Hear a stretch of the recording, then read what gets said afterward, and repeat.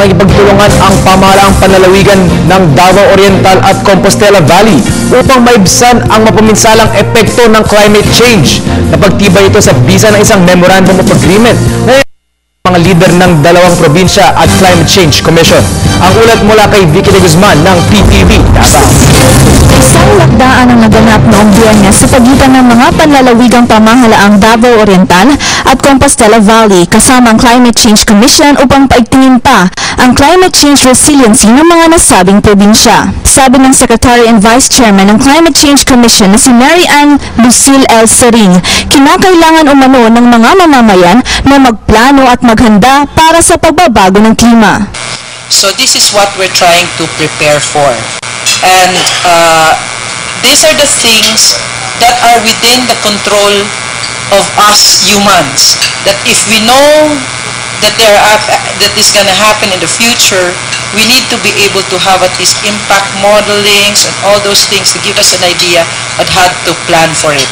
Ang proyektong ito ay naglalayong mapalawak ang technical assistance para sa pagpapabuti ng dalawang nasabing mga probinsya sa kanilang multi-hazard maps sa tulong ng ibang mga ahensya tulad ng Mines and Geoscience Bureau, Philippine Atmospheric, Geophysical and Astronomical Services Administration, and Project NOAA o ang Operational Assessment of Hazards. Samantala, sabi naman ng United Nations Development Program Country Director of the Philippines, Toshihiro Tanaka, na ang ibibigay nilang partial assistance na 12 million pesos para sa Davao Oriental at Compostela Valley Province ay para sa pagpapaigting sa kanilang paghahanda sa mga dulot ng pagbabago ng klima.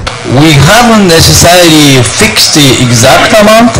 Already we understand that also is committed 12 million pesos of fund to start with, I understand. Kasama sa lagdaan ay sina Secretary and Vice Chairman of Climate Change Commission Mary Ann Lucille Sering, Davao Oriental Governor Corazon Malaniaon at Compostela Valley Vice Governor Ramil Hintugaya sa presensya ni na UNDP o United Nations Development Program Resident Representative Ms. Luisa Carvajo, Ambassador Bill Tweedle of Australia, Country Director of UNDP of the Philippines Toshihiro Tanaka.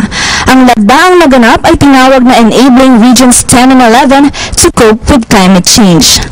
Para sa Telebisyon ng Bayan, Vicky de Guzman.